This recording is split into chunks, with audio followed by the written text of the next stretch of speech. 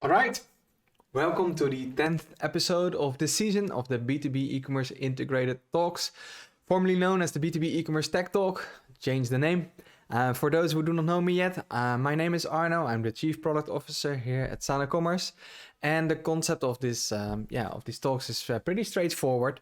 Every month we are covering a couple of agenda topics, what's going on the market related to these topics in the world of B2B e-commerce, and we want to give you the opportunity to ask any questions or just talk about your experience. We will also ask some questions probably to the audience. So anything that you want to share that can help others in the virtual room is also fine to drop there, right? So we gather every first Thursday of the month. We are using LinkedIn Live, so please keep an close eye on our socials where we place the time and subject for the next episode. And don't worry if you cannot make it through the whole session. The audio and video is always being recorded and shared through our podcast channel, which is called B2B e-commerce integrated. You can find it on YouTube. You can find it on Spotify or Apple Music, whatever you're familiar to use with. So we're always doing these talks together with my colleague Emilie. So Emilie, welcome as well. Thank you, Arno. Happy to be here for our 10th talk. And I'm the Director of Customer Success for Sana Commerce. And for the past 6 years, I've been responsible for the success of our customers. But today I'll be your moderator. As Arno mentioned, we are on LinkedIn Live and you can ask questions in the chat. I will also drop once in a while some links if we mention articles you can check. Feel free to ask any questions. It doesn't have to be on this topic. It can be anything else. If we don't have time to answer them during the session, then we'll find a way to get you an answer. I already placed a question there. We see there's quite some of you already live with us, and we'd love to hear where you are from. So please share in the chat where you are listening from. And if we have topics that we find interesting but we cannot answer, we might also use it for our next session. Small thing for our next session, we actually will take a break in May because Arno and I also need some holidays sometimes. So we will be back in June, 1st of June, actually, for the next session. Arno, can you maybe start with introducing the topic of today?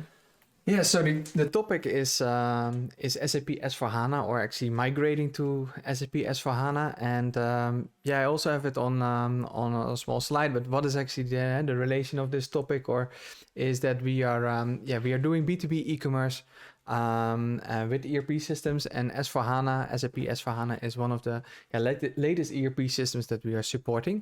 And why I thought it would be, or we thought that it was actually a nice topic to cover, because a lot of our existing customers that we were already helping with B2B e-commerce on SAP ECC, previous system, or the new prospects that are coming to us, they were all talking about the migration to SAP S/4HANA. So they were already or busy with it, or they needed to start.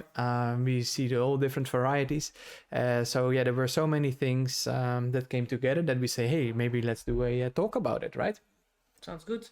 And I think it's an important topic. We see, as you said, many people migrating there, and migrations are always complex. So hopefully today can share with us some tips.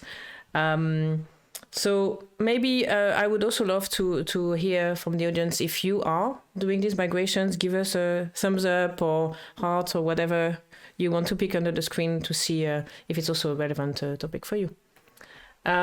So you mentioned it, SAP ACC will end, I believe, in 2027. Yeah. So that is a fact. So that was been shared by SAP, I believe last year. That the support of an ERP at some point in time it needs to stop, right? It's not only happening with SAP, it's also happening with Microsoft. Actually, we did in the past when we didn't have a SaaS solution. When you are versioning software, you need to give it an end date. But for SAP ECC, so that's the previous version of the SAP ERP suite. That is said, 2027 the support will stop. So everybody is more or less in this wave or on starting the migration. And yes, SAP installation can be big, it can be very complex to migrate. So yeah, we will share a couple of tricks, or at least also some resources that we have created as well about migrating e-commerce platforms, but also some learnings there can be used for migrating ERP systems as well. And besides of that, we also will share more about the relation we have with S4HANA and how things are going there, right? Okay. So let's start from the basics. Yeah. Migration, what does it mean, migration, and why is it a relevant topic for B2B companies that are also migrating to SAP S4HANA? Yeah. And so S4HANA, first of all, is a new, it's already there for a while, but it's had a new version, and a couple of things are special there, I would say, at least from our experience. The HANA part is had a new database technology, which was also actually available already on the, we had already support for that as well.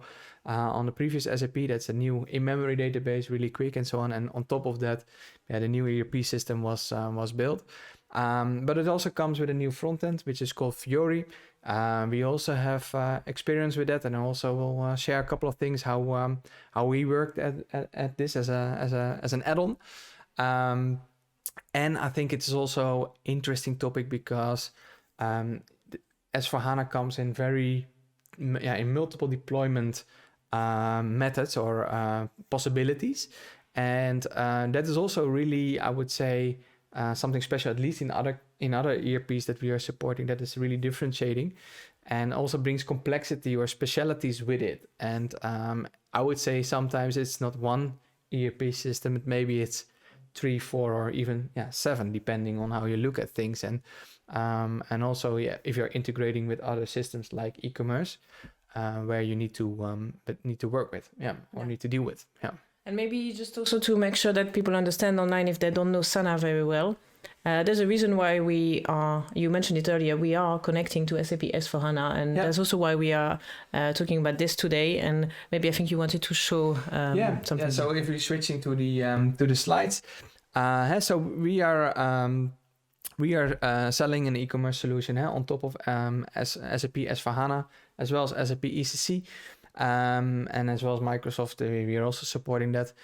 Because we believe in B2B, it's important to have an integrated experience, to have real-time pricing, complex pricing, which is living in your SAP, that you can bring that to the service, to your B2B buyers. Same for real-time inventory, for example, or real-time transactions. We have a lot of other topics or other sessions in this podcast series or webinars that we have covered that, so we will not go in detail there, but that is our relation. And if you want to know more, there is one more slide, is that we also have our help site or support site, support.sanacommerce.com, where you also can see all the details about it on what it exactly is, especially for the tech people, right? Because the audience is also quite techy in this tech talk. So go to support.sanacommerce.com and look at S4HANA, and you will get more details. And this is how it looks in the old world, right? Where we had the old our add-on in the old SAP GUI. That is also how the old SAP looked like. We also now support Fiori on S4HANA, which I will show later. And the last slide I wanted to share is also that we are certified. So there are not so many certified solutions on top of SAP. So, and this was the latest post that we did, or latest submit that we did to SAP in the beginning of this year. And we went through this whole certification process again, and we are now fully compatible also with even more deployment models within the S4HANA space. So that's a little bit of an introduction why we have a connection with S4HANA, and why we are talking. We have dedicated teams, dedicated specialists in the company, and why we're also talking with a lot of companies that are using S4HANA. Thank you, Arno. I've shared the link, by the way, to our help site for the people who are watching us live on LinkedIn. You can find it there. You mentioned something about deployment, right? Yeah. Options. I think let's talk about that a little bit. Yeah. So I took this one from the one of the blogs from SAP. So there are multiple ways how you can deploy S4HANA. However, what we see with the customer base, but maybe that's also directly a question for the audience, is if you are already in an S/4HANA migration project, what deployment option are you choosing?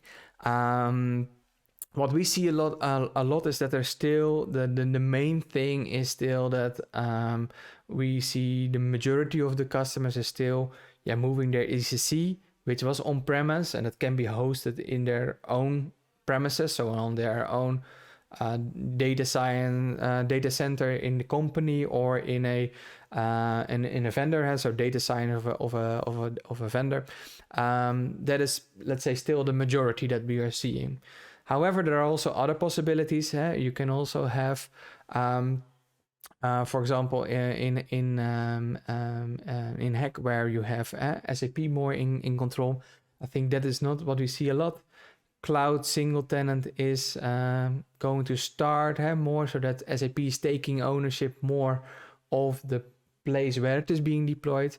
And then we also have cloud multi-tenant, where SAP is also I would say squeezing the software in more in a standardized real cloud and SaaS solution. And all those things comes with complexity, because as you can imagine, and that's how I say all these 4 different flavors, and this is option is 4. Actually, if you talk with Gartner, for example, they actually have a more detailed overview. You have actually 7 different options, but let's say 4. Let's focus on these 4 main ones. Especially the last one, so the multi-tenant cloud. We do not see a lot of movement there yet, because we see companies struggling to get there. Partners from SAP are, with new implementations, are pushing us also a little bit more. That say, hey, we have new prospects and deals. We also see a little bit shift of the company sizes. That is most of the time a little bit smaller companies or less complex. They are now able to fit, but definitely, all the big companies that we were supporting on ECC, and they are now migrating to S/4HANA. The majority is just from let's say on-premise to on-premise, or it can be still in a cloud, right? But managed by the customer themselves or by a partner, but not by SAP. That's just what we are seeing. We are doing multiple implementations per year. We have many customers on SAP ECC running. Also now already more than 15 on S/4HANA, and that's growing also rapidly, because they are migrating step by step. These are big projects. And do you think that's the main reason is because these are big projects, or do you see that potentially even larger companies will be able to go to the I think it's the same journey, and of course it's a much smaller scale that we had with Sana, where you if you're moving a software product from on-premise to SaaS, is an extremely difficult journey, because you need to make everything fit in a certain standard, or make it flexible where needed. But in scale, Sana is still a great application, but it's relatively small in comparison with an ERP system, and with SAP, one of the biggest, right? It's extreme. So I totally understand the challenge, and I think also because of that, they are a little bit later in comparison with others. So on the Microsoft ecosystems or ERP systems, we see more cloud adoption, more the real multi-tenant cloud adoption, much more.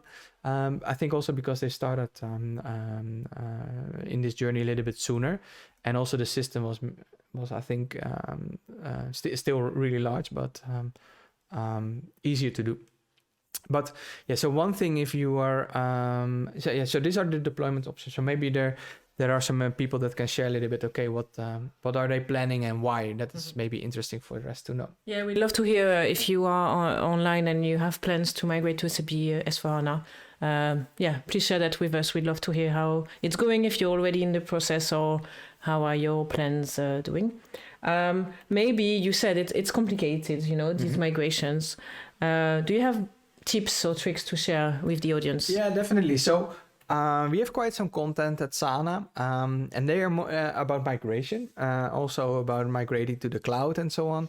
And also recently we recorded a podcast. I think it's not published yet, but it will be shared soon, with Ashanka, one of our colleagues. He's an e-commerce consultant, and he's involved in a lot of, let's say, re-platforming projects. So both from B2B e-commerce point of view, as well as sometimes in combination with an ERP migration. So definitely there are some learnings that you can reuse from there. And one that I really liked, especially when the whole world is moving at some point in time to this multi-tenant cloud, right? And of course, for some companies that will still take 10 years or maybe 15 years, for some companies a year, and some companies are already there. But what they all need to do is that they need to see how their existing logic or things that they have invented to run their business, how that will fit in these systems that are, maybe not flexible from every side, but you need to squeeze it in some way. So, and what really helps is just look at it from a blank canvas, and your business is changing over all those years. So requirements that were there, let's say 10 years ago, most of the time, at least what we see, they are not always applicable anymore now in the new world, right? So, really see it as a more or less like a new project, I would say. And then, at least what we see also with e-commerce replatforming, a lot of magic can happen, and like with Sana now, we can fit far more than the majority. Let's say 87% of the new cases and also upgrades we can put on our SaaS platform. Not only because the product is getting richer, like with SAP, that the product at some point in time will get richer and more flexible, but as well that the mindset of IT managers, IT teams, or teams responsible for running SAP change their mindset, right? Because why? The big why is that, if you're customizing, creating this upgrade, and also the lock-in is getting so big, I think you will, will lose the agility of your organization, of your IT organization. So that's why the new world is so promising. And also we see, sometimes you need to say, okay, I do not want this, or let's say I really need to have this for a competitive advantage. If that's the case, then of course you need to do something with it. But most of the cases, it's more like a way of working that companies had just said, okay, let's do it our way, and it's not always the right way. Yeah, and I've seen for us, I've seen a lot of customers re-platform not only their ERPs but also their e-commerce platforms, and I've seen the most successful ones are the ones who say, okay, let's test what's in the standard. Yeah. Let's see how we can adapt to the standard. Yeah. And then if we can't fully adapt, let's see what we still need to build. But indeed, let's not just build exactly the same as before, because things have changed, and maybe they can also find efficiencies there internally. And I would say also rely on your ERP partner, your SAP partner, or e-commerce provider to help you with figuring that out. And I've shared, by the way, the article that you mentioned from my colleague Ashanka in the chat for those who are watching us live, and for those who are re-listening later, sorry, you can find it on our blog. But I think our colleague Ashanka will also record the podcast, right? You said? Yeah. So that will be shared soon. Yeah. So and maybe in terms of tips and tricks, do you maybe have a tip on like where do you start for these migrations? What is maybe what should be the first thing maybe to think about? Yeah, so of course always start with the why. So what do you want to achieve? Why are you actually going to make this probably in some cases multi-million euro investment? So that is always good that you say, okay, what are the company goals or direction, and how can you fit in that also in your IT strategy, and also then in your SAP implementation. We see that a lot with that customers are presenting that as well, and then we squeeze the e-commerce part into there, into that. And then if you have defined that, of course, then you have this whole game of what functionality or what things needs to be there, or what is there now in the old system and what needs to be in the new one, and how can you move closer to the cloud. And then I think is an important topic, and also a lesson from Ashanka, that there is always a big time, and especially with the migration, there will be a big time where you're running two systems next to each other. And that is always, we see a lot of difficulty around that with customers, and of course, sometimes also from not always being thought about. It can also have pricing and cost implications, like license that is double, or you have double the resources on the cloud environments, all that stuff. But also the systems like B2B e-commerce. Yeah, how are they going to? Will that be a fit if they are? Yeah, then e-commerce needs to continue, right? And it needs to shift from one system to another. So with SAP ECC, it's pretty handy with SANA that you have most of the customers that are running there already. We can just, or we deploy a second store, for example, and we integrate it with S4HANA, and then we migrate, for example, customers or certain regions step by step to the new platform. Or we do it just as an additional store, or there are many, many ways. But it needs to be thought about. So that migration part is also, I think, something that that I really want to highlight. And that is also, one of the sample cases that we have.